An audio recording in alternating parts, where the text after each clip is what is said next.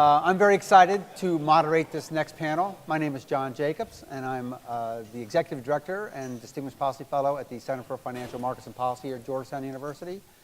As Rena pointed out, I did spend the previous 32 years at the NASDAQ stock market, so have a long history there, and with many of the people in this room. But I'm very excited to moderate this panel, and this is going to be a great panel. Innovation in market structure. I'm going to just introduce everyone's name and firm real quick, and then I'm going to ask them to go through and talk a little about their firm, and then we'll get right to the discussion. So, David LaValle, who is also a graduate of Georgetown University, and we had dinner last night at 1789, and I found out he used to valet cars there last night, but he jumped right into his old role, and he started parking cars last night, so it was a real big help. Dave is with SSGA. Cynthia Meyn is with PIMCO. John Ramsay, IEX Trading, came up a little bit in the last session, so he's looking for his chance to rebut. Reggie Browne from Cantor, and Eric Noll, President and CEO of Convergex. So why don't we start down here, Eric? Start and talk us a little about your firm, and then we'll go. So Convergex is a global institutional-only agency broker-dealer, which essentially means that we execute in equities and equity options on a global basis. We do not provide research. We do not provide investment banking. We do not trade against our customers' order flow. We're simply an agent in the marketplace executing for institutions. Cantor Fitzgerald is a privately held investment bank. It has a global footprint in North America, Europe, and Asia. And I run the ETF business at Cantor Fitzgerald. John Ramsay, Chief Market Policy Officer with IEX. IEX is a new fair access trading venue that was approved as an exchange in June. We launched in early September, and as you said, we got all kinds of attention during the last panel, and so we take that, we're very flattered by that, all of the continuing interest and attention. PIMCO is a large asset manager with approximately $1.5 trillion of assets under management, which makes us maybe second largest in the world. We are the largest when it comes to fixed income and complex securities. My role there is a little different. I run operations. I come from a computer science background, having previously worked at Cantor Fitzgerald, where I was at a team that created eSpeed. And now my role at PIMCO is to to participate in decisions of other people, regulators and front office folks, and make all of those decisions happen in a timely and accurate manner. So I'm an infrastructure expert. I sit on the board of DTCC, which is the clearing corporation we have for most equities and fixed income in this country. And once again, Dave LaValle. I'm with State Street Global Advisors. I'm the head of the capital markets team here in the U.S. for our SPDR ETF business. We are part of our asset management business, which is part of our larger State Street Corporation, which is one of the world's largest custody banks in the world. Great. So what I'd like to do is kick off the first question, and this panel is on innovation. So I'd like you to each talk about innovation at your firm, and not just how you're innovating or in certain areas, and pick any area you want, but also the motivation behind that innovation, what's driving it. So let's start, Dave. Let's start with SSGA. Sure. So I always like to say that ETFs are a great innovation, a disruptive piece of technology in the financial world, and that as a leader and the issuer of the first ETF in the U.S. with SPY, which is probably obviously our most notable product and the most actively in liquid trading equity security in our markets. We continue to innovate on new products, and we continue to innovate on the way that individual investors can utilize ETFs to be building blocks of their portfolios. I think it's interesting to note on a more specific kind of segment of our business, and probably talk about it more through the conversation, is how ETFs are advancing the conversation about the market structure of fixed income, particularly high yield, and how it's democratizing an asset class, allowing more investors and a broader range of investors to engage in risk transfer of high yield exposure in a very efficient manner, despite what some of the media and other myths would let you know. And so we're focused on ensuring that we can innovate our business and ensure that not only our domestic equity or international equity-based ETFs, but also our fixed income ETFs are allowing institutional investors, in addition to retail investors, a positive experience in accessing the markets.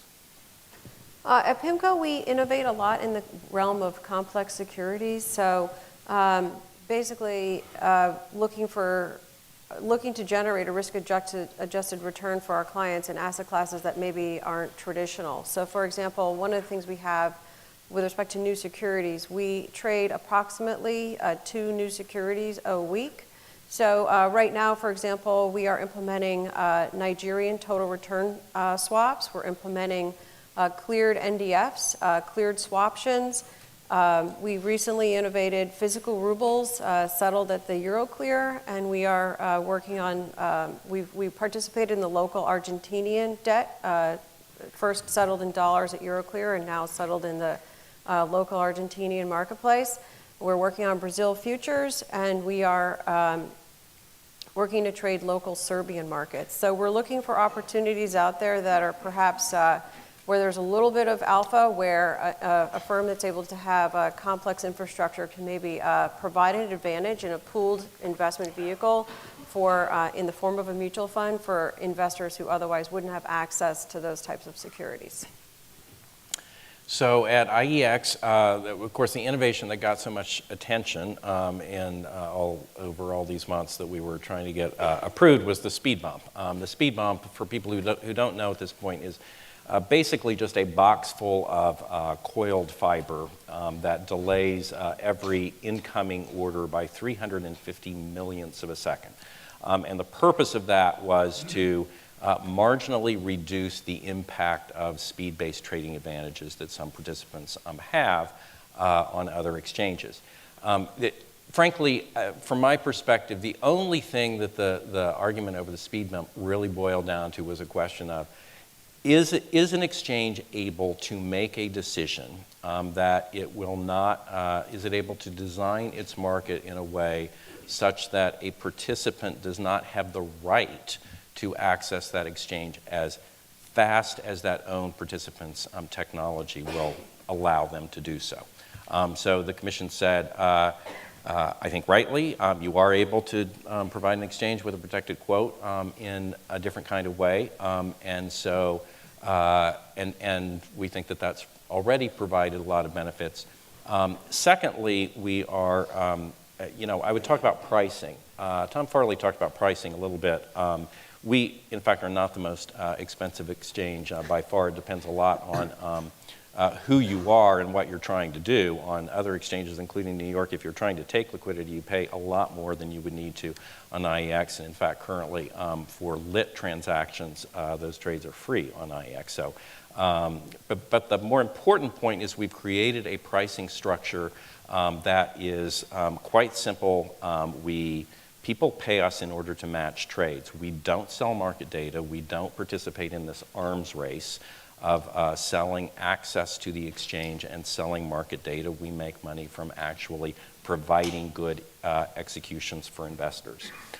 So we think that that's a real advantage that will play out over time as well. And then we recently have introduced our discretionary peg or depeg order type.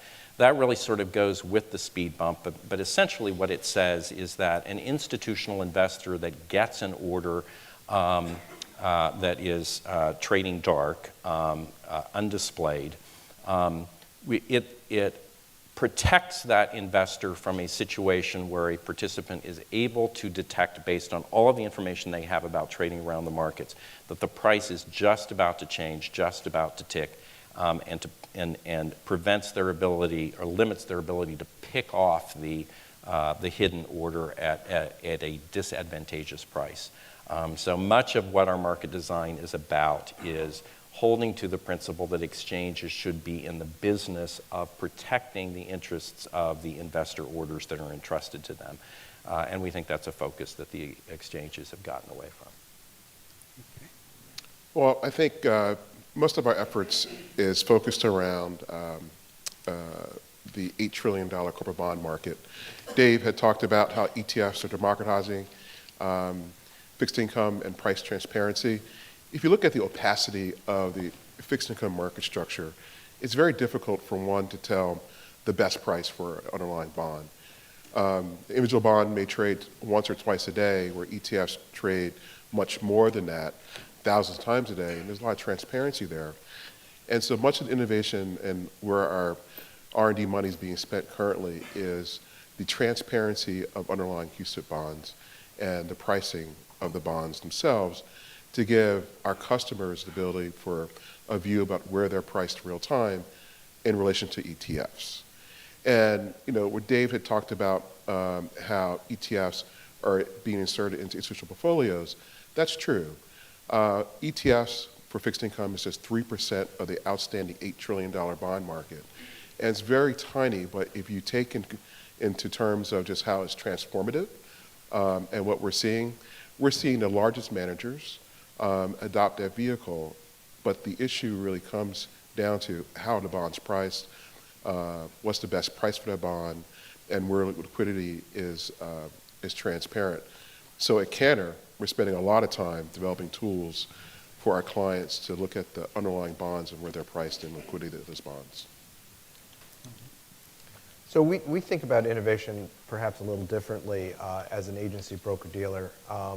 So we look at what our mission is and we look at what our clients want from us. And so we characterize what we're trying to do in really 4 different buckets, what I would call and they're in a kind of priority order in this way. One would be the search for liquidity. So our institutional client base desires liquidity perhaps above all other metrics and all other activity in the marketplace. So, things that we've done around that is we've created a block RFQ institutional ETF platform called ETF Direct. That's had a lot of success. We introduced it this year. We've had a lot of success. A record day, actually, last Friday, where we did over 7.5 million shares in a single day, all block. The creation of a new ATS that does midpoint only match, limits latency arbitrage, uses direct feeds and uses conditional orders to also get block liquidity for institutions. So that I put in the search for liquidity bucket. Then there is what we call the search for transparency bucket, which our clients want to know what's happening. They want to hear, they want to see, they want full disclosure of what's happening to their order flow, what happens to the orders when they're in the marketplace, who do they go to, how are they dealt with in that marketplace. And so we've really pushed, in certain ways, the frontiers about what we tell our clients. So if you go to our website for our ATS, we tell you, what stocks we're trading in and where we traded them and how they were treated and all of the metrics around how our ATS operates. The other one, and again, sort of going down in rank order, would be search for efficiency. This one gets a little harder because, everybody who's in the business talks about how commissions keep getting cut and it's becoming, very efficient, hard to make a living at this. The way we approach this problem is really to think about where there are inefficiencies left in the marketplace to be wound out. And what we see is that those are all after the trade takes place, in the clearing and capital treatment of post-trade settlement. And so we're working with a consortium of firms that includes Goldman and a couple of the big custody banks and other market makers called Paxos to innovate a use case around blockchain T0 settlement of equities. So we're spending a lot of time and effort on that. And we're really trying to figure out where in the food chain can we get more efficiency? And in our view of it is, it's really at the back end, which is we're going to look for more capital efficiency, we're going to look for faster settlements, and we're going to look for more secure settlements. And so we're spending a lot of time and effort trying to wind out those additional costs. And then the last thing really is about how to reduce conflict. So again, our clients who are primarily large institutional investors, their biggest concern is, is my order being treated fairly? When I give you an order, or I give anyone an order, how are you getting paid? Am I paying you, or am I paying you and someone else is paying you? And how do you reduce that conflict? And again, that sort of links back to transparency, but it's also in the way we do business and how we keep it separated. So when we innovate, we think about how do we innovate along those lines. Thank you. So the follow-up to that, I want to ask a question, which is, because some of you mentioned clients and some of you mentioned different ideas. is the catalyst for innovation at your firm? Is it primarily internally driven, externally driven? Is it clients and intermediaries? So as you think about the things you're doing in innovating in market structure or in serving your clients' needs, where do those priorities come from? And you can start anywhere you want. So Yeah, I don't know. I'll start. I think it's two pieces. One is in response to our clients, what our clients are asking for, what our clients need. And two, there's a regulatory aspect to it as well. And so I think when we're facing off with our institutional clients, right? So we're this huge custody house, and we have access to all sorts of institutional clients that are asking us to be a solutions provider for them. We obviously have a big intermediary business where we're talking to financial advisors and ultimately reaching retail investors that way or through directed retail investment as well. But our institutional investors are coming to us with massive portfolios of single CUSIP cash bonds. And they're saying this is cumbersome for us. It's cumbersome for us operationally. It's cumbersome for us from a risk perspective if we ever need to liquidate these in a stressed marketplace. And so, we're being a solutions-based provider and coming back to them and saying, well, great, not necessarily show us all the nuance of your portfolio, but share with us the characteristics of your portfolio, and we can turn around and deliver you, single names and ETFs to perhaps absorb a certain percentage of your overall fixed income exposure. Maybe it's a sleeve of, treasuries, some rates exposure, some, high-grade corporate bond, some high yield as well.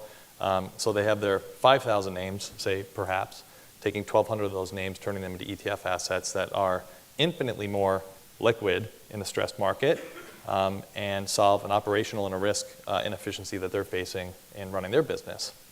Secondarily, from a regulatory perspective, we sit in a unique seat, right? So we're an issuer of ETFs, but everyone sitting around the panel has exposure to those from the execution perspective, whether it's operationally or an exchange or an agency broker or a risk broker, market maker. And we feel quite aligned with the investor in that regard. So, we feel that we have tremendous alignment with our investor in the sense that we don't have a commercial interest in the way the order is being executed.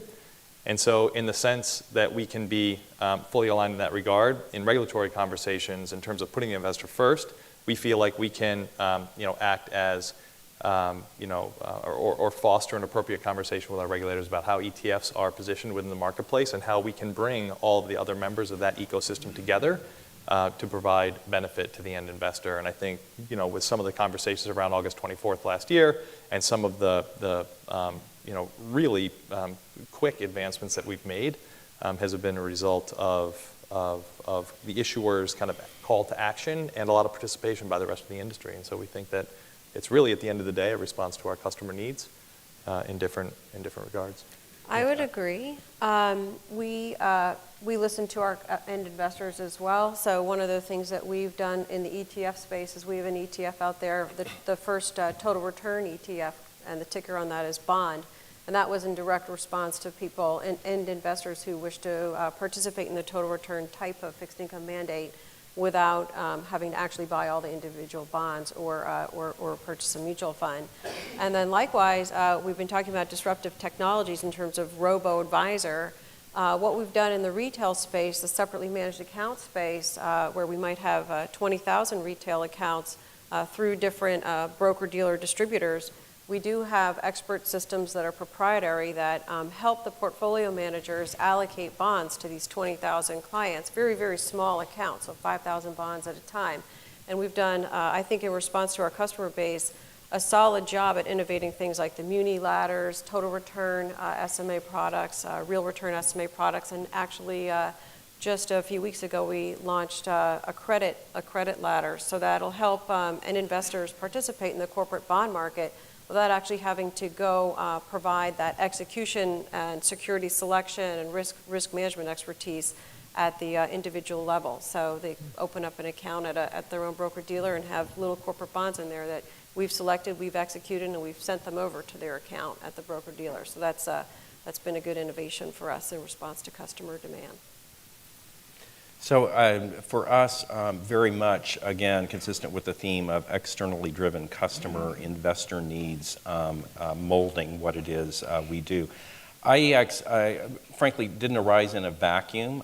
We exist because of the fact that a lot of institutional investors and, frankly, agency brokers as well perceived that the existing market structure wasn't serving them well enough for a variety of reasons. And so we arose out of discussions with those market participants about ways that you could create a market that would serve their interests better. And that's a continuing process. So we, what we've done is we have maintained a lot of contacts, regular dialogue with both the buy side and the sell side community.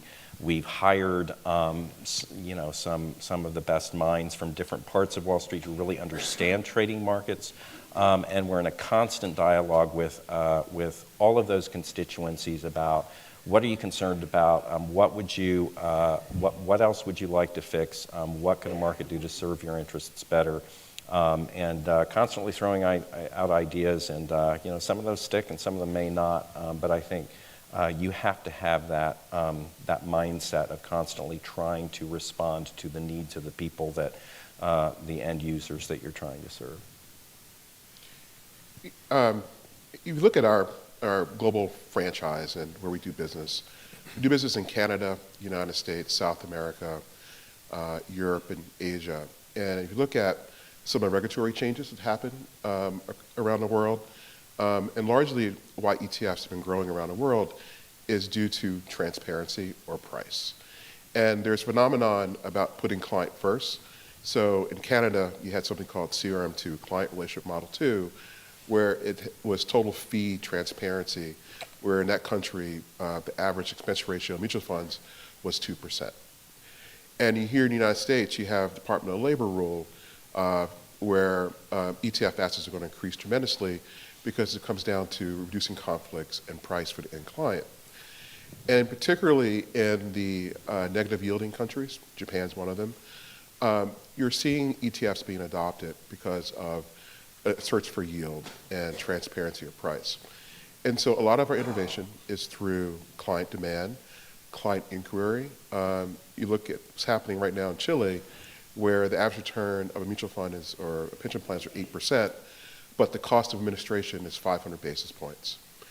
And so if you look at how to help clients reduce prices or their cost, get greater transparency, much of our work is based on client direction saying, come please help us to solve X problem.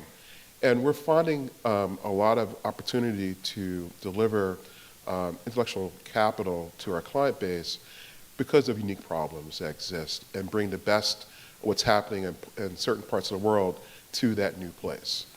You look at Eastern Europe and the administration of either large asset managers or a central bank, for them to reduce active managers. Luckily I'm part of that discussion where reducing costs by putting a passive tool into place, being educated on the use of those passive tools is where a lot of our innovation is occurring, and then a lot of our client direction is coming in. And so if you look at the global franchise of ETFs around the world, and I left off Australia, and there's rules around that as well, I think there's a lot of opportunity for all of our firms here to deliver the best of what we do well, whether it's PIMCO, we launched a total return bond a couple years ago. And a lot of the buyers in the PIMCO total return ETF were buyers from outside the United States, if you didn't know that. And I think that by being the market maker and the ETF originator, we see who the buyers are. We see the client demand. We see where clients are asking questions, how best to deliver. And being responsive only grows opportunity. And that opportunity set is challenging to deliver because you have to take the best of something and turn it into a local conversation for that client to internalize. So that's where a lot of our IP is going currently, and a lot of our franchise being directed towards. So like everyone else, I think we're driven by client. It's an external driver for our innovation. But I think one of the things that you have to keep in mind, or that we try to do, and not always successfully, but we're always trying to do this, is anticipate what's going to happen next. So it's not only what the client wants to solve now, but try to figure out what are the regulatory changes, what are the market changes, what what is the client really trying to solve as opposed to the sort of immediate complaint that they have. What's the larger structural thing to change? And a great example of that is with the advent of MiFID II coming in Europe, and it's really going to change for large institutional investors how they handle research and how they pay for research. So I think most of you are probably familiar, but in the United States, most equity research is paid for by commissions. And most of that is either directly to the firm, the broker-dealer who provides the research by giving them commission flow. Some of that is through a functionality called a CSA, or commission sharing agreement, where the person producing the research is either not big enough or isn't going to provide enough quality of execution for the client, so they're not going to get the flow, and they enter a commission sharing agreement with someone else who then executes the flow but passes some of the commission back to the research provider. That's the way it works here in the United States. In Europe, the answer is highly going to, at the end of MiFID II, the answer is going to be very likely that most of that model is going to be broken apart. It's still in flight. There's still a lot of lobbying going on. There's still a lot of changes to come, but that will fundamentally change how research is paid for on a global basis if Europe changes. But most large asset managers are not just U.S. asset managers or European asset managers. They're global asset managers. And more importantly, their clients are global. So you have to innovate then around solutions on how do you pay for research to the lowest common denominator, if I can call it that, right? Because no one's going to start to manage their business separately. Well, that's a European client, so we can't use research for him because we can't pay for it. But we are going to do that for an American client. So we're spending a lot. We're in the commission management business as well with a product called Westminster, and we're pioneering a new model that essentially will straddle this. And so when we talk about innovation, it's really innovating for not the immediate problem that you see right in front of you, but the one that's coming 2 or 3 steps beyond that. So we're trying to solve this research conundrum problem for global institutions when this happens in 2018, because that's what's coming. So this is not a problem we're trying to solve today, because it's not a problem today, but we're trying to solve this problem for, as these regulatory changes come down. So I think that's, when we talk about innovation, it's really about not just the tactical, but the longer-term strategic innovation that you really need to address the market problems that are coming.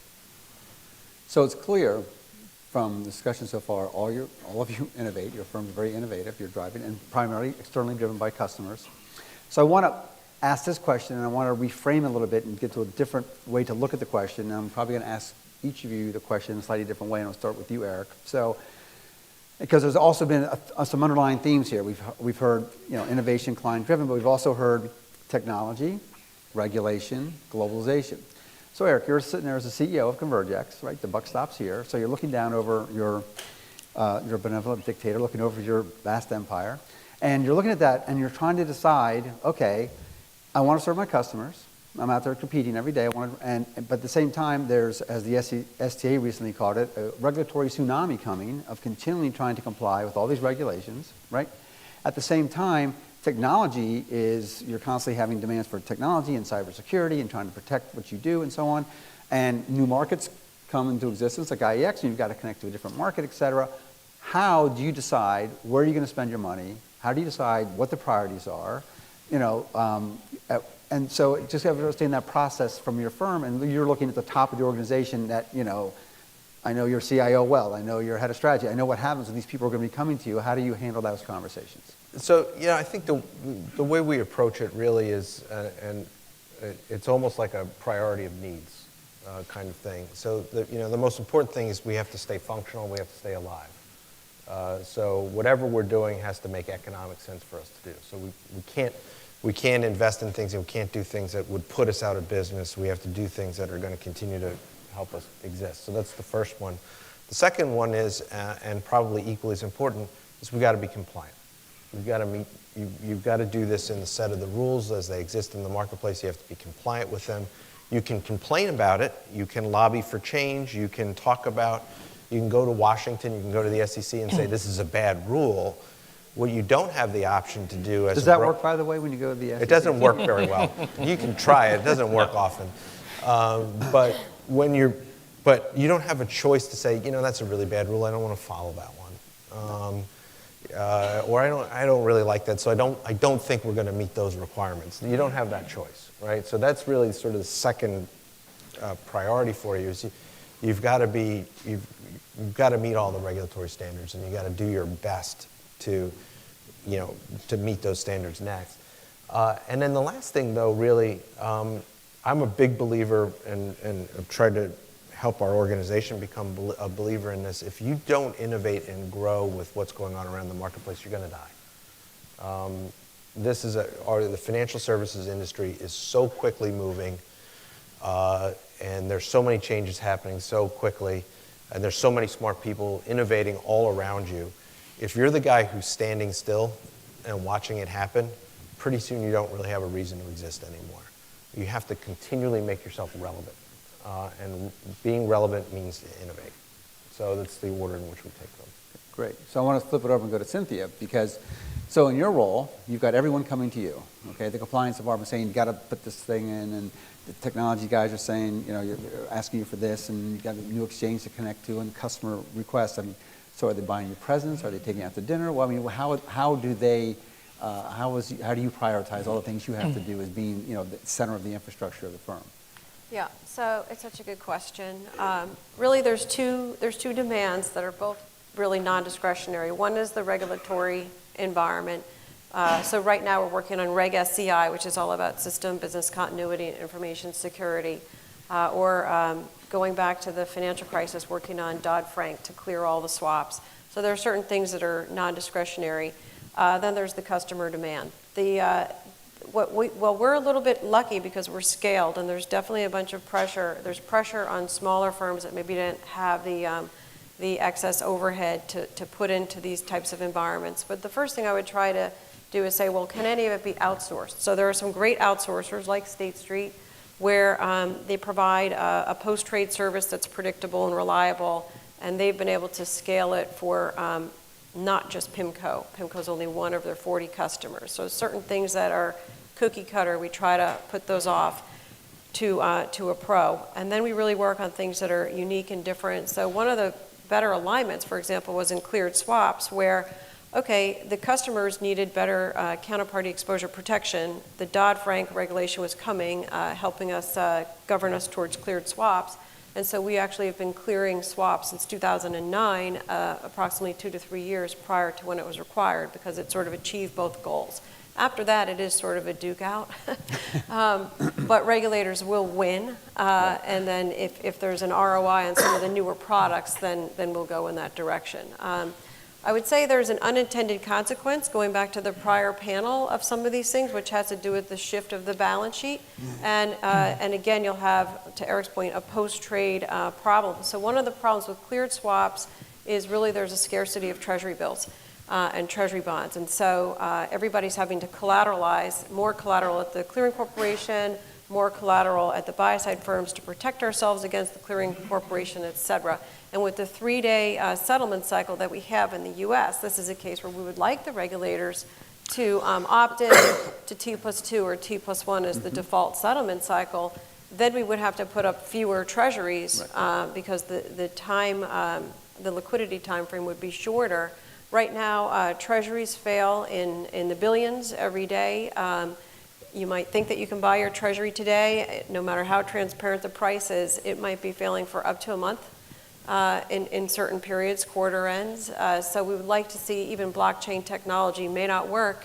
It's possible for the transaction to be the settlement unless the person doesn't have it in inventory. So there are certain things that we would see as aligned towards innovation, like we could all improve our settlement cycle, clear up treasuries from the piles of collateral into the open liquid marketplace, and at the same time protect our customers from counterparty exposure. So we're looking for how many boxes does this initiative check, so that we can add value where maybe the blocking and tackling outsourced provider really isn't in that space. So, John, you're in a unique position of being a new exchange. So, and I've been there before. We've when we got our exchange registration at NASDAQ, and it's hard to be an exchange. A lot to do, right? It turns out there's a lot of stuff involved in it. So how are you guys setting the priorities? Because you've got a lot of different things to do. You've got, and I'm sure your to-do list is really long. But how do you guys? Well, I prioritize mean, the so to-do list? part of the prioritization is just based on, kind of the timing of when the new requirements kind of come online. So we were sort of in a, both blessed and cursed in a way. We were cursed because of the fact that we were launching our exchange just at the time that a lot of the new requirements around Reg SCI, the TIC pilot, were all coming into effect. So that was an awful lot to digest kind of at the moment when we were trying to make the transition. I guess the silver lining was that we were able to keep all of those requirements in view as we were building our exchange and planning to make all of the technology and policies and procedures and other things that we needed to have. So we weren't in a situation where we created this elaborate infrastructure and then had to revamp it in a substantial way in order to take account of all of those things. In terms of prioritization, you figure out, try to keep your eye on what's coming down the road, so you can figure out what you may have to be dealing with a year or so down, and then once a requirement is actually adopted, sort of clearly lay out a timetable for steps that you need to deal with at that point. And then I think a really important point is that you need the process of complying with the significant requirements on an ongoing basis has to include all of the people within your firm. All of the different disciplines have to be integrated into that. This is not, you can't be in a situation where you say the lawyers and the compliance people sort of figure out what the requirements are. You tell the business people, you tell the technologists and everybody else, and try to make sure that they stay in line. It just doesn't work. And I think Reg SCI is a really good example of that for us. When we were first found out about it, and we benefited, I used to be at the SEC, I was involved in the formulation of that regulation, so I had some sense about what it was about. At the point that it became clear what the final requirements were going to be, we formed a group of people that, stretched across all of the different parts of the firm, met together to try to decide, okay, what are the key parts of this requirement? How are we going to interpret them? How are we going to incorporate them into our ongoing processes day to day? And then as issues come up, now that the rule is effective, if there are particular events that take place, even if they're not all that significant, we'll sort of meet as a group and say, okay, how does this fit within the regulation? What are our responsibilities as regards to it? So it has to be a firm-wide both understanding of what the important requirements are and commitment to sort of address those as a group. Good. So Reggie, Cantor's a big company. Now everybody in this room knows that your business is the most important business at Cantor, but I'm not sure that everyone else at Cantor thinks. So how do you handle that? Running your business, trying to get the resources you need and the prioritization you need, how do you fight those battles within Cantor? Luckily, our business is very meaningful to Cantor Fitzgerald. I'll say that the cost of compliance and the cost of operational risk is pretty high. I was at Knight, and Knight had a massive operational risk failure, and that company went actually into the hands of someone else because of it. My most concerned viewpoint is operational risk and the cost of administration of compliance. And getting the resources across the firm is really calibrating every facet of the firm, technology, legal, risk, compliance, executive branch inside the firm, aligned to the output of what we're trying to achieve here. And if you look at Cantor Fitzgerald, historically has been an investment bank, very strong in fixed income, had a footprint in equities for years, a very meaningful one. And moving the firm into a world of dark pools and algorithms and client solutions that are at the technology base, it's a huge move to move the firm to that perspective quickly. And you look at ETFs and how they're delivered, it's really a technology solution delivered to clients. And so aligning and calibrating every facet of the firm is pretty important. and then understanding every facet detail of what negative outcomes can come without proper oversight is, I think, the hardest thing to achieve, given that this is still relatively new for the firm, to view. And so, trust in the leaders of the business, and then in the leaders inside of Cantor, in like any organization, make sure everyone's calibrated. We've done that. Great. So Dave, I'll talk to you. So you're at a firm, State Street, that along with the Amex probably should get credit for inventing the entire industry today, right? ETFs with the SPDR, and some great innovations along the way, gold in Hong Kong, et cetera. So, does your group get the love it deserves from senior management and from the rest of the company? I mean, how hard is it to continue? Because you're still, a major player and so on, but State Street's a huge firm as well. And so how do you continue to drive forward? Because it has to be one of the most competitive parts of the industry today is ETFs and ETPs. Yeah, no, I would agree. I think there's a unique cross-section that we're at our firm right now, where what's driving the conversation, rightfully so, but didn't necessarily drive the conversation for a long time, was actually the business performance, the margins, and the growth opportunity. And so it sounds a little funny to say this, but for the first time, the SPDR ETF business within State Street's corporation is going to be kind of its own global business. For a long time, it was a product that was offered through our asset management business, and for a long time, it was a distribution channel that was focused on intermediaries. So we're currently in the process of actually, establishing a global business with, dedicated resources, whether it's marketing or capital markets or product development or actual infrastructure, to be able to drive that forward. We have an innovative and a forward-looking CEO who is, extremely committed to the ETF product and believes that there's tremendous growth opportunity there. So at the end of the day, for us, it's about pointing to the numbers and looking at the data that suggests that the margins and the growth opportunity are really quite attractive in the ETF business, and that's allowing us to get a greater pool of resources, whether it's human capital and head count, and also technology to build our business in a more scalable fashion. Great.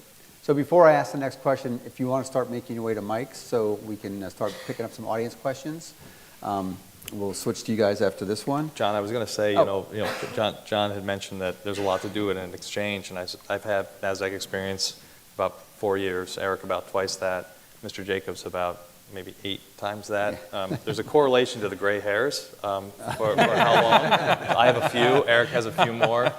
John Jacobs has plenty more. I don't know if that was particular to NASDAQ or it was just the exchange space as well, but we wish you well. I don't know. I have 3 kids, and I blame it on them. Well, the one of them's in the audience, so I got to be careful. 2 of my kids, that's it, yeah. 2, no, but. And my hair was completely dark 6 months ago. It is, and those are great examples because they all, as Chris said, I think Chris and Cantor said in the previous panel, at the heart of all the modern exchanges were ATSs, either buying them or building them and converting them over. And it was very innovative, and it was a huge change. Remember, for those in the industry a long time, the days of super montage, versus the really competitive, lean, mean, machines out there, Bruton Island and Instant and those kinds of things. It was a total transformation. And the incumbent exchanges, NASDAQ included in that case, in New York, did not, and Amex did not do well against those innovations, so we bought them. So that was the best way to solve that problem, right? So, all right, so again, move yourselves to the mics. No one's moved to a mic. If you don't ask questions, I'll ask questions. I'll ask questions of you in the audience, so be careful about that. Let's go ahead and talk about, so it's come up a couple different times. So, and I only talk about it because it is a recurring theme, and we've become it's starting to inculcate a lot of things we do here at Georgetown. We see Tom Farley made a comment, which I wasn't sure I agreed with, that he kind of went, the blockchain, it's just a ledger. I'm not sure. I think I have a little more enthusiasm about it than that. So let me talk to you and ask you about how, because I think it's come up almost every conversation, how you guys see the blockchain affecting or impacting your business, and is it more innovative, or is it more defensive, or is it a combination? And so we could start. Reggie, we'll start with you. Innovation. I know we're moving to a world of faster settlements for securities, and I think that as technology is implemented into settlement cycles, it would lower the cost and some of the burdens of administration of our business. I see blockchain as innovation notwithstanding Bitcoin. I have a natural bias against Bitcoin. That's well stated, actually. No comments. But I see opportunities to link the settlement cycle and also reduce some of the AML concerns around security transactions, particularly in some countries. That's a big concern in some of the things we operate in.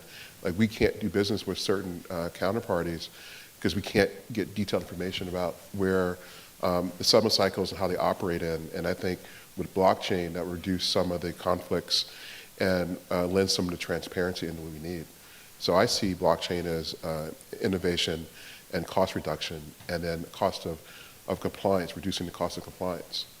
Great. So before we go on, so the little subtext here, one of Dave's last efforts at NASDAQ were bringing the Winklevoss twins in with their counsel as they're going ahead to, and they filed the SEC on a Bitcoin ETF.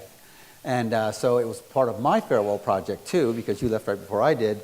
And I got to go to the SEC, and I watched these guys present to the SEC and spent 4 hours trying to get the SEC to get their arms around a Bitcoin ETF. So it's still not approved, but anyway, it is a challenge. So, so Cynthia, why don't you tackle the Yeah, blockchain? so this is an area that I'm really quite passionate about, and I want to hats off to NASDAQ, because in the private marketplace that they were talking about on the prior panel, private shares of companies at NASDAQ are actually changing hands right now on a blockchain technology that's internal to NASDAQ. So in the post-trade space, there's obviously lots of pipe dreams about, hey, I'll give you this treasury bond, and the transaction is the settlement. So all of people like me in the post-trade space, we won't need to work anymore.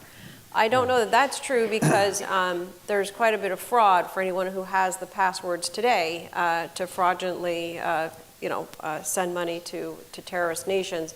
And so I do think that it'll be important to have a separate book of records and check the blockchain in case somebody gets the password that you don't want to have it. And also the blockchain as a distributed ledger that self-reconciles itself, it's prone to single point of failure or weak link, if you will. So we have to get over some of these challenges there. But there's real potential, and what we're doing, a good example, is really less about the buy side. We can trade trades T0 today. If we want to do a short sell, it's today. A future, today. An OTC swap, it's today. A cleared swap is transacted today. So there's lots of things that are settling today. And in the equities market, where it takes 3 days, that's really behavioral. There are market participants that are making float on the cash and making float on the securities lending opportunities that are really disincented to settle those trades any earlier. So it's really not a technological constraint that we're facing right now. But here's one of the promising areas of blockchain. We were talking about piles of collateral that are really creating a gridlock for high-grade securities, treasuries, and agencies in the marketplace.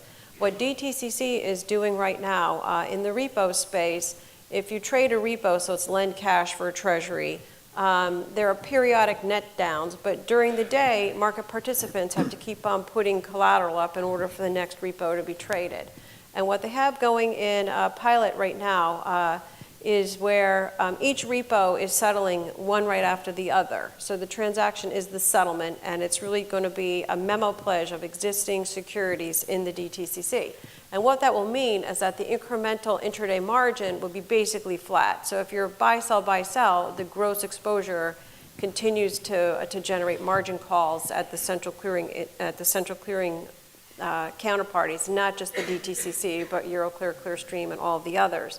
And if the repo market were able to, and it will be able to, facilitate an intraday transaction by transaction real-time netting logic distributed to everybody over this ledger, that'll free up a lot of that balance sheet constraint, because there wouldn't be a need to margin other than the net exposure among the counterparties in that moment in time.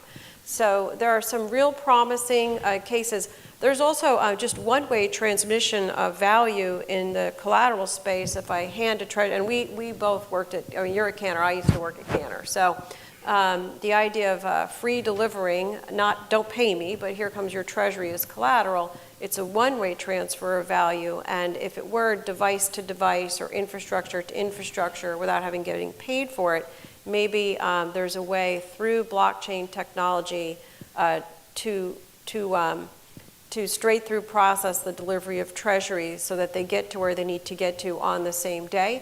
And then we would have sort of, right now, it's a domino effect of fails because we don't have the real-time technology ready in the eddy for us to use for collateral delivery. So we want to mitigate the need for collateral through the blockchain and also speed up the delivery of collateral when it does get called in an STP manner, potentially through the blockchain. But again, people have to be willing to give up their treasury. Right now, they're holding on to them.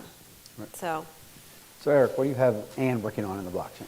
So we have two different views about it. One is I think long-term, whether it's blockchain or some other technology, I think reform has to happen on the post-trade settlement side. So there's enormous what I call trapped capital in clearinghouses, in various pools of collateral held around the globe in different ways that one can offset one another. Just think about it in the United States between OCC, the Options Clearing Corp, and DTCC, holding stock and collateral against your stock positions and having stock against your option positions. If those two things were reconciled and you were actually just managing the risk of your portfolio, how much capital that would free up. If you move to a T0 settlement cycle for equities, how much that would free up of all of this capital that is essentially being held static inside clearinghouses as collateral got released. I think blockchain represents the closest and nearest way that that could happen. So we participate in a couple of different groups around that. One I mentioned earlier, Paxos, which is building a use case for that. Our other thought about blockchain, though, is what we call within the four walls. We're working on some uses of it inside Convergex as a better way to run our back office, as a better way to run our own accounting and compliance systems and monitoring systems, is to go away from sort of the big iron infrastructure or even distributed processing we use today, and just within our own four walls. When something comes in, convert it into a distributed ledger, manage it inside the house as a distributed ledger, and then when it leaves the house, convert it back into the way it needs to be converted back.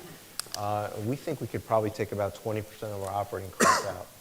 So Eric, can I just not challenge, but just put a nuance on the blockchain and T0? I mean, today, if PIMCO wants to buy an equity or a bond, T0, we can. We tell the other person verbally, and we both ticket at T0, and it arrives today. It's really behavioral. We need the regulators to change the law to say, right now, stocks must settle in less than 3 days, to say 2 days or less or 1 day or less, because there's no compulsion to force people to opt into that model when they're making money on securities lending. And I would love to be, on behalf of our customers, be able to take delivery of securities on a T0 basis. Every time to do it, we have to, it's phone calls. And so the infrastructure is there, and it works. I agree with you on that. I think people one of the aren't using problems we have as a firm with that is we'll have a client up that says, I really want to settle this T1, right, for whatever reason.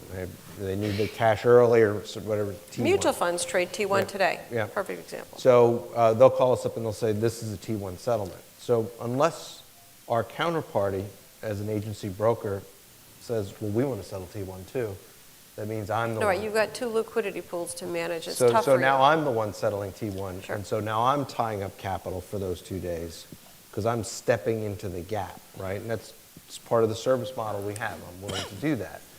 But nonetheless, there's a continuing rolling trapped capital in that process that if we moved, and I agree with you, if we move towards that T1, T0 settlement that starts to move that It's really capital the back SEC out holding into it the up right now. So we encourage, this law to, I think it's actually going to slide in soon.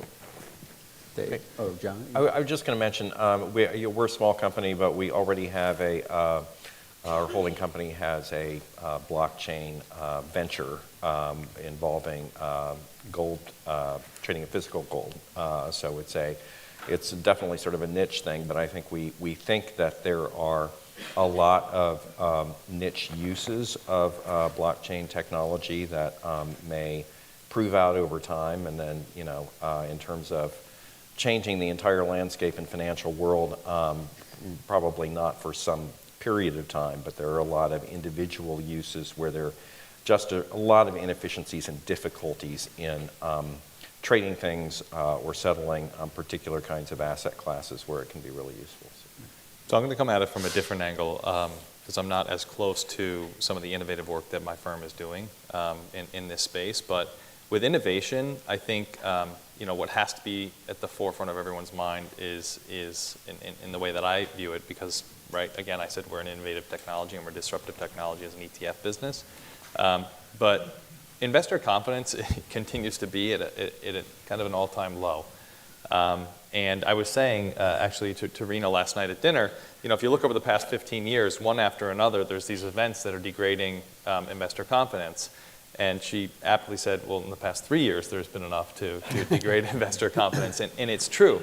And so the fact remains that if we're going to innovate, and it's incumbent upon all of us and all of our firms in the entire industry to be focused on innovation to, take expense out of the business and increase efficiency and ultimately to have a better client experience, we need to ensure that we manage the message as well, because that which isn't understood by everybody, right? I have a difficult time explaining ETFs to my folks, right? And so that which is difficult to explain to my parents or other individual investors, I think we need to be careful about how quickly we introduce that to the financial markets with the risk of further degrading that process. Questions from the audience? Here we go, Jim. Oh, Jim, already. Jim gets his own mic next time. Yeah. So go ahead. I'm thrilled that you're talking about T0 settlement. It's something I've called for many years. Just like to remind the audience that the SEC is now proposing that we move to T+2 settlement. And I know DTCC has been prime mover of shortening the settlement cycle. So Cynthia, will you use your influence as a board member of DTCC to help them get on the T0 bandwagon? Yeah, actually, the industry was in favor of T1. T0 is tough because we have a lot of foreign investors that are in the wrong time zone for T0. So it really requires a worldwide, real-time messaging infrastructure, and there are components on it, cradle to grave, that are in play. But the risk to market participants, both in the U.S. accessing foreign markets or outside the U.S. accessing this market, too great for T0. T1 is totally possible, and institutional share classes of mutual funds today do trade T1, both here purchasing funds overseas and overseas purchasing funds here. So it's a prime example of an asset class that readily trades T0 based on equities. DTCC actually was in favor of T1 and put out a white paper on that years ago. But there are a number of market participants that make money from the securities lending. Think about when you deposit cash, they're making float off you for 3 days. Okay, when you sell the security, some firms are making float on the securities lending revenue for those 3 days until they have to further on deliver it. And so to satisfy demands and shorts, or really just to make extra yield on the portfolio. So of course our firm does not participate in securities lending because we don't want to encourage people to go short an asset that we are already long. But there are a number of market participants that don't want to give up that revenue. And so as a compromise, it looks like it is going to be T2. But on behalf of the major infrastructure players, there was wide endorsement of T1 for many years. The T2 is really, from the buy side, it feels like a sucker punch against the end investor. So it is what it is, and we're moving forward with T2 as aggressively as possible, aiming for September of 2017. And in the process, we're identifying key points in the cradle to grave, life cycle of a settlement that could be T0 today. So we should all match and confirm our trades on T0, right? We should all enrich the settlement instructions on T0 digitally. Why not? These are merits in their own right. We could do them on T0 today, and that'll hasten the delivery of T1 or T0 in the future. So as we go about T2, we're encouraging people to take up what they can and adopt what they can in a real-time manner for the future safety of the market. But it's been a slog to get to T2. So we're glad at least we're going to get there. It'll free up capital and it'll protect the end investor at the same time. Hi, Thea Knight of the Cato Institute. Looking at innovation, one of the things that I deal with a lot in my work is the fact that we do have all of these different regulators. And, you already have the problem of, the CFTC versus the SEC versus the OCC, But when you then add different innovations in and technology, it seems like one of the big questions that I struggle with is there a risk that you can't categorize these things? Does that cabin the way that you can innovate? So I'm curious how you address this, where there may be regulatory uncertainty because is it a security? Is it a deposit? What is it? And also, how should the regulators move forward to make sure that innovation can continue to move while also fulfilling their mandates? I have experience with this. I work both at the SEC and at the CFTC, and it happens all the time. And I think depending upon what the nature of the product is, often people have to make multi-stops round robin among various regulators in Washington in order to sort of figure out who has what piece, or does anybody have the whole piece, or is it divided somehow? I mean, it's crazy. And I do think that the SEC, CFTC in particular, there is no justifiable reason for having those agencies operate as separate entities. It's entirely political, but people have been saying that for a long time, and nobody has really been saying, no, it really does make sense for the following reasons. Everybody kind of acknowledges it doesn't make any sense, but we're sort of stuck with it. So I don't know. At some point, maybe reason will prevail. I don't know when that might happen. In the meantime, as a practical matter, it means that you've got an awful lot of individual stops to make in order to figure out who may have an impact on. Well, what we try to use are the trade associations. So, for example, T+2, should that include the total return swaps? Should that include the derivatives that are on top of those stocks? And so through the trade association, although there won't be a single regulator who can opine on the index swaps, the single name swaps, the OCC, we will basically all get together and say at the board level of SIFMA, which is the trade association for the financial markets, that we endorse the derivatives going along with the swoop, which is what we did in Europe. But it's tough because you basically have to decide, for yourself. Take the last question.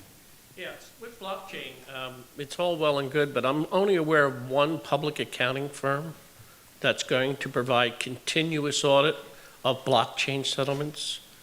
Is that going to be enough infrastructure to support this if we move into it through the various asset classes? Well, right now, auditors aren't working 24 hours a day as it stands, right? So I agree with you that we need, more audits on the blockchain, and of course I come from the infrastructure side of the house, so I'm a proponent of audit. Right now, most audits will audit once a year. The key is to keep your own house in order and to reconcile as often and as frequently and from every which way as possible. So we're reconciling derivatives with counterparties. We're reconciling and auditing our cash transactions that are supposed to happen in a timely manner. Did they happen at the banks? So the real reason is to try to catch fraud before an auditor catches it, so or an error, right? A propensity for human error. So I think already the auditing could probably be a little bit more frequent as it is. It's monthly for certain products, so I would say it's important to choose a provider of your financial services that you believe has good operational process, despite auditing. Auditing is like the extra layer.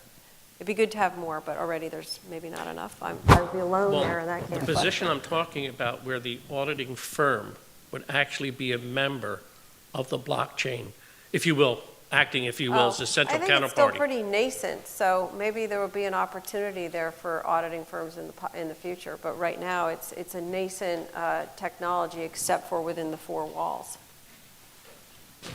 Great. So please join me in thanking our panel. I think they did a great job.